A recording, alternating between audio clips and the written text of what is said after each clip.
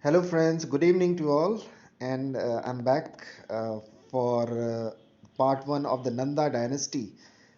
In this episode, we would look at the origin and life of the Nanda emperors like Mahapadma and Dhanananda. This particular episode is a part of our dynasty section, and in this section, we would be looking at all the major ancient Indian dynasties, whether it is Nandas, Mauryas, Guptas, Shungas, etc. So, this is the first part on Nandas, and we would start this by having a quote first, as usual.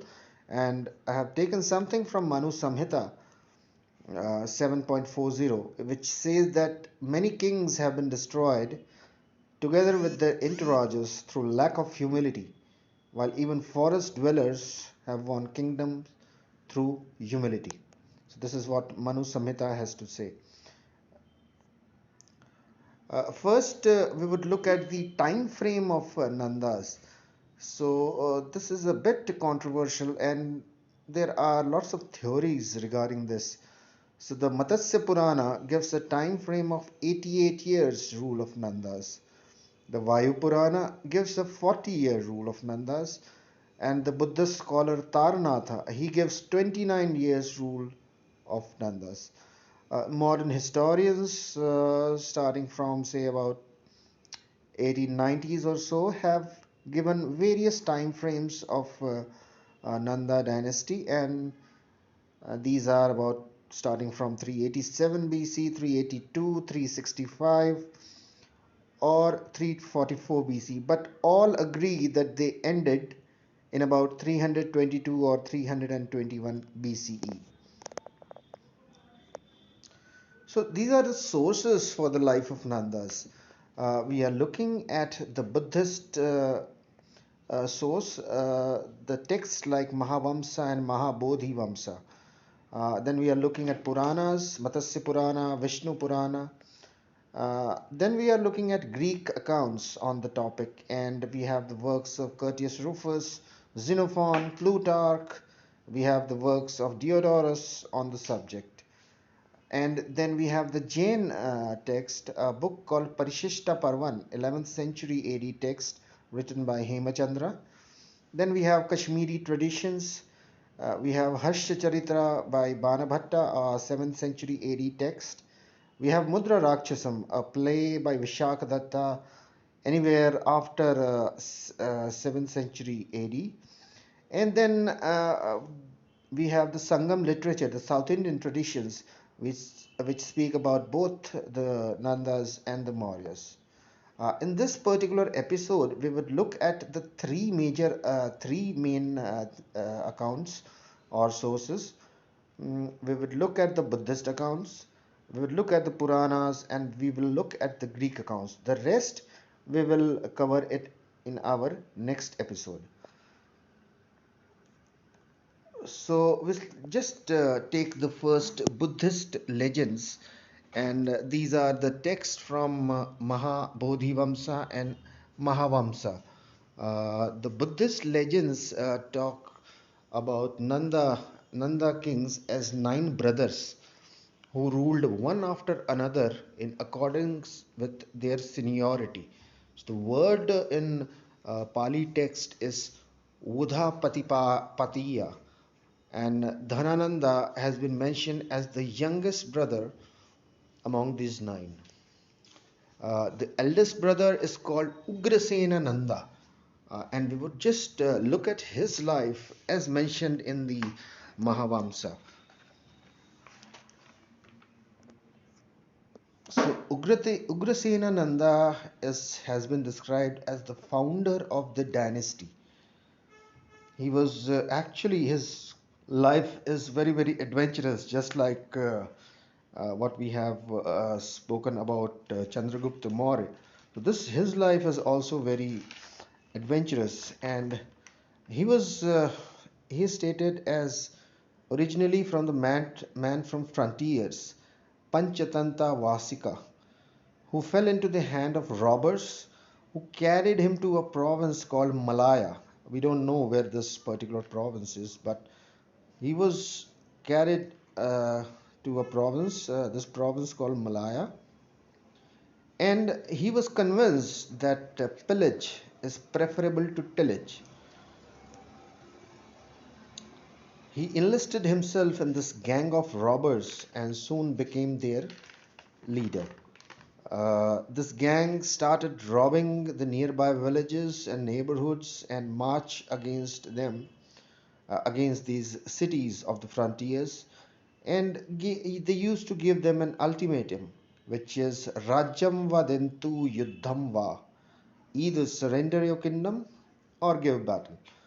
And slowly by slowly, they conquered lots of cities, and then they aimed at the supreme sovereignty, which means the kingdom or the throne of Magadha. So Ugrasena Nanda achieved this position of king by nefarious means. The Buddhist texts are quite about the fact that what he did, but we have got Harsha Charitra written by Bana Bhatta in about 620 AD. He was a court poet of Emperor Harshavardhana, and he mentions that Kakarvani Saisunaga being killed by a dagger thrust into his throat in the neighborhood of his city, which was Pataliputra. Now, friends, this Kakarvani Saisunaga in Sri Lankan texts has been mentioned as the last king of the Saisunaga dynasty, which ruled Magadha for about 30 years between 413 to about 387 BCE or about 382 BCE. And the second Buddhist council, the first one was held just after the death of Buddha under Ajatashatru, the emperor of Magadha. But the second one was held during the kingship of this Kakarvani Kalasoka. This is another name of this king. Kakarvani Saisunaga is another king, but we call it him as Kakarvani Kala Asoka or Kakarvani Saisunaga. And what happened after that? After he killed this Ugrasena Nanda, killed this king, a robber king rose up as a king of Magadha, and the Mahavamsa is very clear on these things done by the Nandas or Ugrasena, and they call him Chora Pubas, which means the dacoits of the old. So, and Buddhist legends also knows the name of nine Nandas and names each one of them. It mentions Nava Nanda or Nava Bhataro or the nine brothers. And the worst infamy which the Buddhist tradition ascribed these Nandas to is that they were originally outlaws and robbers. Now, friends, the Buddhist traditions, there is a difference, and we will just look at the Puranas as well. There is a difference between the Buddhist traditions and the Puranas. The Buddhist traditions do not mention the origin of Nandas, and hence they run parallel to the Jain and Puranic accounts. The first Nanda in Buddhist account is simply an outlaw who overthrows by force the previous king of Magadha. There is no mention about his origin or anything like that. But the Puranas, the Jain texts, and other texts like the Greeks, they mention the origin and what exactly happened. How did this person named Ugrasena in Buddhist accounts? He has been named as Mahapadma in the Puranas. He has been named, he has not been named, but his son has been named as Agrames or Xandrames by the Romans and the Greeks. So we will now go into our second part, which is the Puranic accounts on the Nandas. So the Puranas they mention about the Nandas and their origin, and they openly brand these Nandas as adharmic or immoral people. So the founder Mahapadma has been described as Shudra Garbho Bhavaha, which means the offspring of a Sudra woman. And this Sudra woman had a relationship with Mahanandan, the last king of Saisunaga dynasty. So, in a way, the Puranas give you some kind of connection between the Nanda dynasty and the preceding dynasty of the Saisunagas. But they do not call, they call the previous dynasty as the last king of the previous dynasty as Mahanandan and not Kala Asoka, which the Buddhist accounts say. So Puranas tells us that the previous Saisunaga kings were Kshatriyas. And we have covered this a little bit when we were talking about Chandragupta Maurya. And it mentions as Shatra Bandhavaha, which means people or persons who hold arms, which are Kshatriyas. The Puranas state that they the Saisunagas will be followed by 9 Nandas, Mahapadmananda and his 8 sons. Now, there is again a divergence here between the Buddhist and the Puranic accounts. Puranic accounts state that Mahapadmananda had 8 sons, a total 9 kings. However, the Buddhist accounts state that they were not father and sons, but they were 9 brothers. So there is a little bit difference on both these accounts.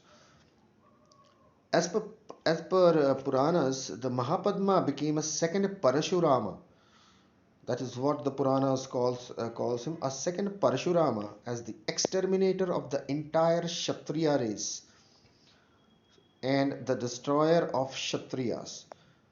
So, as you know the story, the famous story of God Parshuram, he was a Brahmin, and there were some issues where his father was killed by a Kshatriya king, and then he made a vow that he would exterminate all the Kshatriya kings. And 21 times he destroyed the entire Kshatriya realm. And this Mahapadma has been called a second Parshurama. The only difference is that Mahapadma is a Shudra and Parshurama, God Parshurama, who is the sixth avatar of Vishnu, he is a Brahman. But what both these two persons did, they exterminated Kshatriya kings from from Prithvi or India. So that is why he has been called the second Parshurama. So Mahapadma established himself as the sole sovereign of the realm, Ekrat, under the umbrella of one authority, Eka Chhatram, which no one could challenge, Anulangita Sashanaha. Puranas, they also state that the irreligious kings will be uprooted by a certain Dvija, the Brahman Kautilya, and that Kautilya will anoint Chandragupta as the sovereign of the realm. Now, why are the Puranas so against these Nandas? The issue is in India in those days, particularly the Indo-Gangetic portion, we had something called Varnashrama Dharma. So the society was divided into 4 Varnas or 4 class. So Brahmins who educated themselves and others.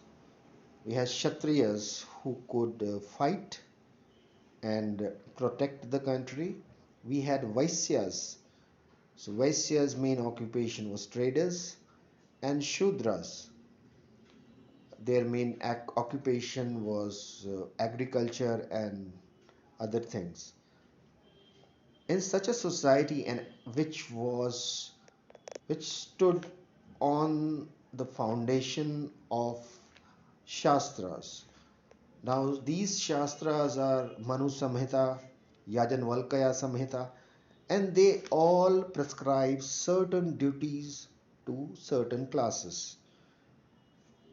And they also state that a Shudra is not allowed to rule. They should not rule.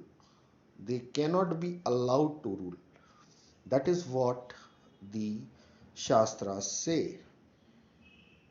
But in practical, what was happening that a Shudra was ruling major portions of India, and the Puranas are aghast at this, and that is why they call Nandas as irreligious people and adharmics. Now, so what inferences can we draw on Nandas as per Puranas? So the first inference is that the Nanda kings were base born and had established unrighteous Shudra rule, which the Shastras do not approve. I have just mentioned that. It remained for a Brahman Kautilya.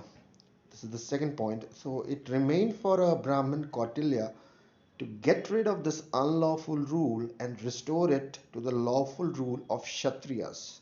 And the third point is that the anointment of Chandragupta by Kautilya is a positive proof that the man of his choice must be a Kshatriya himself. Otherwise, why would Kautilya, a champion of Hindu orthodoxy, a champion of a believer, a firm believer in Varnashrama Dharma, he would remove a Shudra king and place a Shudra king like Chandragupta. So the theory that Chandragupta himself was a Shudra, as some commentators have pointed out, has to be consigned to the dustbins of history. Chandragupta was a Kshatriya himself and not a Brahmin.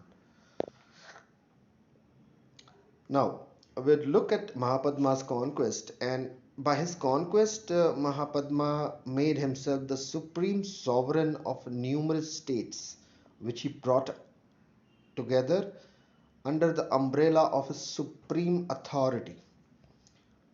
So, states like Ikshvaku's god Ram belonged to this clan, and Ikshvaku's ruled from modern day Ayodhya.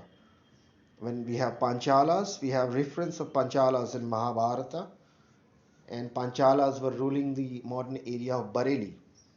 Then we have Kashi or modern Banaras. We have Haihayas, which were somewhere in modern Uttar Pradesh. We have Kalingas, modern Orissa and parts of Andhra.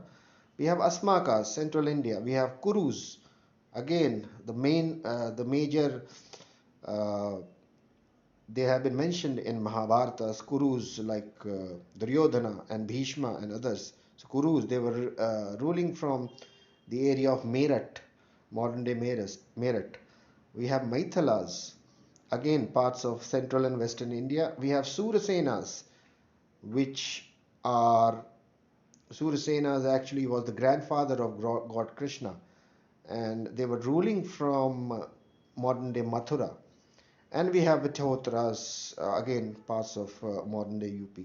So we'll look at the map now, and this map has been created on the references of Mauryas, references of particular text in the Puranas, as per as as per as archaeological excavations. So all this area which you are seeing in orange was a part of Nanda Dynasty. It extended from Bias River up in the north till the whole of Bengal in the east, and Kalinga. You could see the coast on the eastern side, and a little parts of western India, and a large portion of central India. So this is the probable extent of the Nanda dynasty, which has been created as per as the text in the Puranas and as per as the Hathigumpha inscription, which has been found in modern day Orissa, and points out to the extent of Nanda suzerainty into that area. But we will look at that inscription later.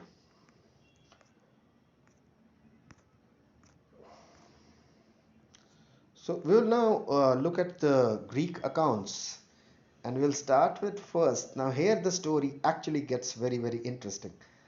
So the Greek accounts, this particular passage is from Q. Curtius Rufus. He was a first century AD scholar. So he says, and I quote, the present king Agrames. Now Agrames is actually Dhanananda. So he calls the king as Agrames, or the present king, was not merely a man of originally no distinction, but even of a very meanest condition. His father was in fact a barber, who stealthily became the queen's paramour and encompassed the assassination of the king by treachery. Curtius, the Greeks call this king of Magda as Agrames. So Agrames has been modified into Xandrimes by the Roman historians. And F.W. Thomas in Cambridge History of India, Volume 1. Now he takes this Xandrimes and his name to be Chandramas. So Xandrimes and Chandramas. And he takes this Chandramas as the personal name of Dhanananda, and that word Dhanananda as a nickname. That is what F.W. Thomas thinks about this.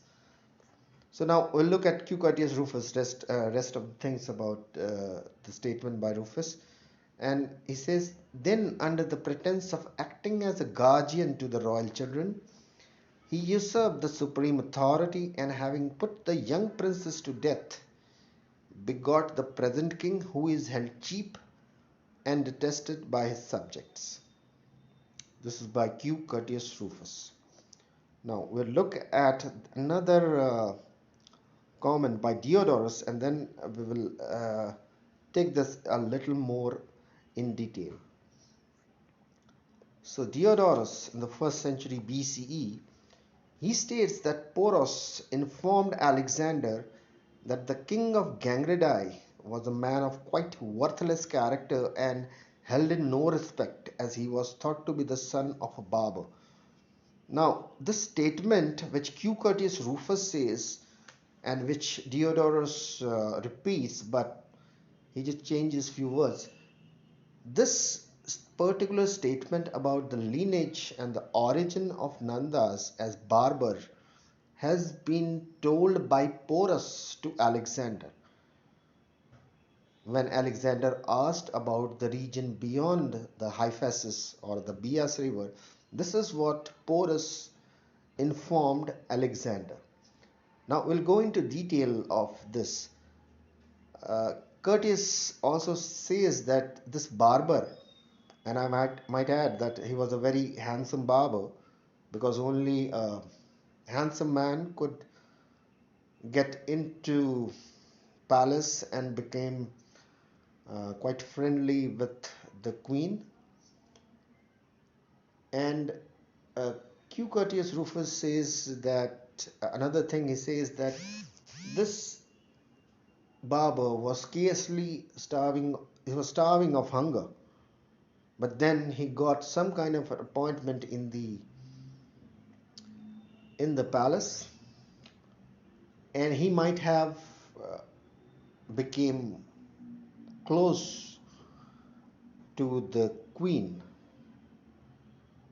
and then he treacherously murders the king.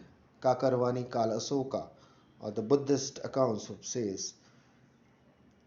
Harsha Charitra, we had discussed how he killed his king by a dagger thrust into his neck, and after that he became the regent of the 9 princes, as they say, of Kakarvani Kalasoka, murders them, and becomes the supreme authority of Magadha. And we would look at Jain accounts in our next episode. This story of Mahapadmananda being a barber is also there in the Jain accounts. The Puranas do not call him a barber, they simply say he's a Shudra. The Buddhist accounts make no mention of the origin, but here we have the exact origin of Mahapadma, who was a barber, and these stories were in circulation in India at that time, and that is why these Greeks have mentioned it. You find this in Jain accounts as well, as I had said earlier. Now, we have looked at Porus Diodorus as well. So, Plutarch now. So, Plutarch mentions something, and he says that Androkotos is, of course, Chandragupta Maurya, who was then but a youth, saw Alexander himself and used to declare that Alexander would have easily taken the possession of the whole country, since the king was hated and despised by his subject for wickedness of his disposition and the meanness of his origin. So here again, we are looking at the origin of the Nandas. Plutarch simply mentions that this king, whom the Greeks call Agrames, the Romans call Xandrimes, his father or him himself was despised by his subjects because of his disposition and the meanness of his origin. That is, his father originally was a barber. Now, look at Xenophon now. This is the last Greek mention of this, and Xenophon, who actually was a Greek general. He participated in the famous March of the 10,000 in about 400 BCE. And he had written a book called Chiropadia. And he mentions a powerful king of India who wanted to arbitrate in the disputes between the nations of Western Asia. Xenophon records that this Indian king was a very wealthy man. Friends, we know that Nandas were very powerful. Q. Curtius Rufus maintains that the army of Xandrimes or Agrames had 200,000 infantry. He had 2,004 horse chariots. He had a formidable force of 3,000 war elephants, and he had 20,000 cavalry. And we would look at his wealth in our next episode, where the Sangam literature and other text mentions about the legendary wealth of the Nandas. So this completes the first three parts on the sources of the Nanda dynasty's origins. We would look at other things, other sources in our next episode, where we would look at Jain accounts. We would look at plays like Mudra Rakshasam. We would look at the Sangam literature, which discusses or mentions the wealth, the legendary wealth of the Nandas. So we would look at all those things, and we will try to finish this Nanda thing by next week. That is next Saturday or next Sunday. So thank you very much for all your comments, all your support and cooperation. Please keep liking the video, subscribe to the channel. Connect me if you want to in my Twitter account. The details have been given in the description box. And we'll meet again next week to discuss, to know more about the Nandas in our second part of the Nanda dynasty. I thank you all very much. Have a nice day.